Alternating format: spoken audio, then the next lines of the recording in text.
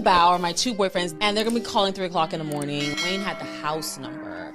So now mind you, I have my kid, my husband has his kid. We have kids. And by the way, it's my house that I pay for. I pay all the bills. Everybody's dependent on me. I'm the boss bitch. Like, you don't pay for nothing. You don't answer no phones around here. Whatever, I do what the fuck I want. What's going on, you guys, and welcome back to a different perspective. If you haven't already, make sure you hit that subscribe button for your boy. So, you saw the clip. That was the legend, the throat goat herself, Sup3r Head. If you're familiar with Sup3r Head, then I would think you may be if you're over the age of 30, maybe between the age of 30 and 50, and you know you was in the hip-hop culture or you consume the hip-hop culture, I would think that you would know who she is. She has been a part of the industry for quite some time now. She was linked to a lot of high-profile celebrities like Bow Wow and Lil Wayne, who, if you paid attention during that clip, she mentioned that she was dating both of them. They were her boyfriends. At the same time, while she was also married to somebody else with kids. Yeah, we're going to go ahead and listen to Miss Sup3r Head and let her explain how she got to this point, okay? You know, I don't know what she's up to now, but other than doing this podcast here, but let's find out. Let's find out. Y'all ready? I'm ready. Let's go. Wayne and Bao are my two boyfriends, and they're... You heard her, right? She just said it right off the rip. Just Wayne and Bao. It's on the screen. All my two boyfriends. Wayne and Bao are my two boyfriends, and they're gonna be calling 3 o'clock in the morning. Wayne had the house number. So now mind you, I have my kid, my husband has his kid. We have kids. And by the way, it's my house that I pay for. I pay all the bills. Everybody's dependent on me. I'm the boss bitch. Like, you don't pay for nothing. You don't answer no phones around here. Whatever, I do what the fuck I want. Okay. I remember just waking up my husband like, hey, I gotta go, I'm taking the Rover. You gotta move your car. Well, let's think about that for a second. Let's think about that. If she was the one bringing in all the money, if she was the one making the money, paying all the bills and stuff, she might felt like she was the one in control of everything and she can do freely as she wanted to, right? If she wanted to go out there and have two boyfriends, she could do that because she was the breadwinner. She was the money maker. She was the one in control. Almost as if the one who has the money is the one who has the power.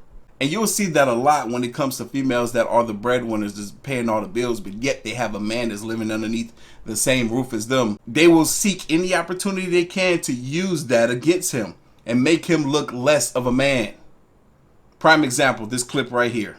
Listen, can I borrow some hair and fix the rest of my beard, please? Can I take this? Because it's a lot. It's a lot, okay? It's a lot. And to be honest, you really need to cut that shit. I'ma just be real. I really would appreciate if you cut that shit off, because what make you think you could just walk around like that? And what make you think you can live off me and you 30? Bro. You really need to sign a lease. You really need to buy a car that don't cut off after 2 minutes. You really need to get your money up and not your funny up. You really need to pay your phone bill. Okay, but we'll see. We're gonna be alright. You couldn't move it to the street and then pull yourself out. No, I'm not doing all this manual labor. And then he would move the car. And then I remember one particular night, I was in my car, I was backing out the driveway. He moved his car into the street, and then he gave me a kiss goodbye. I'm like, all right, baby, I'll see you in like 2 or 3 days.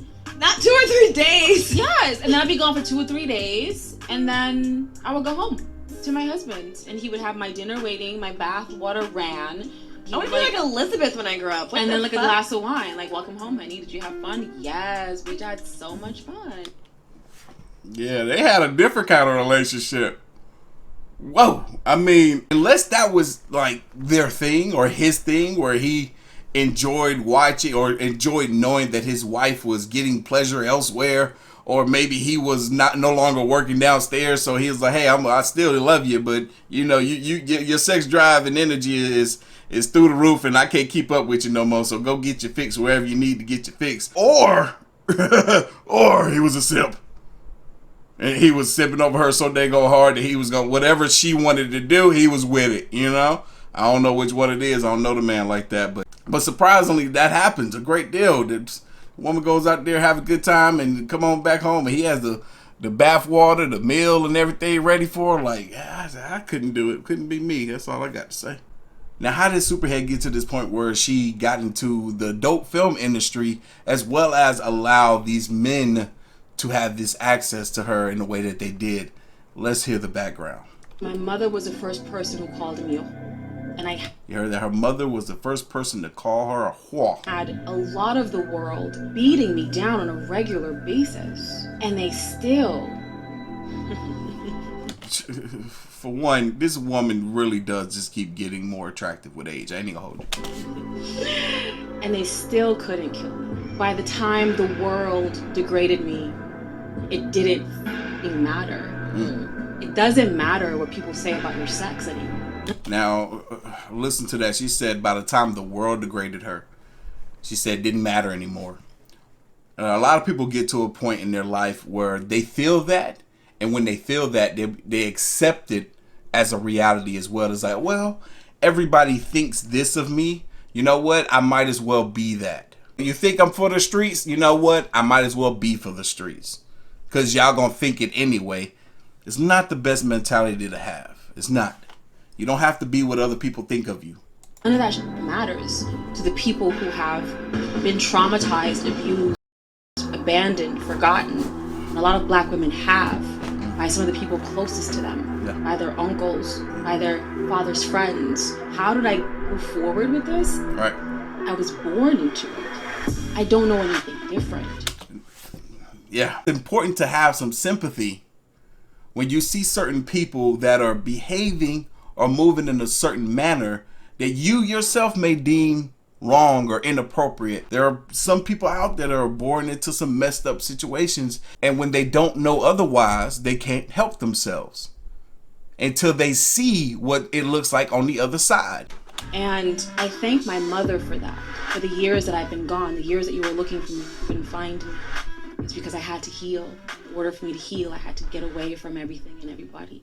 That's the best thing that she could have possibly done. She said she disappeared just long enough for her to heal and admit that she had to get away from everyone and everything. I went through that journey myself. It was a very important one, but it took realizing where I was, where I've been, and where I wanted to go. And I had to see what the other side of that looked like because I didn't know anything else, just like she said. But anyway, y'all, I think this was a powerful, impactful video. Leave your thoughts, comments, and opinions down below. And I'm going to catch you guys in the next one. See ya.